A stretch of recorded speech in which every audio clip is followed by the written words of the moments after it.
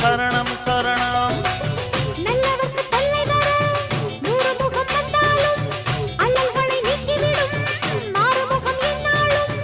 நம்பினால் பக்கம் இருப்பானோ, வெற்றி மேல் வெற்றி கொடுப்பானோ. எந்த வேலை வந்தாலும் அந்த வேலின் முன்னாலே சரணம் சரணம் சொல்லணும் சரணம் சரணம். அடையெதிர் வேலு வந்தாலும் கதிர் வேலு முன்னாலே சரணம் சரணம் சொல்லணும் சரணம் சரணம்.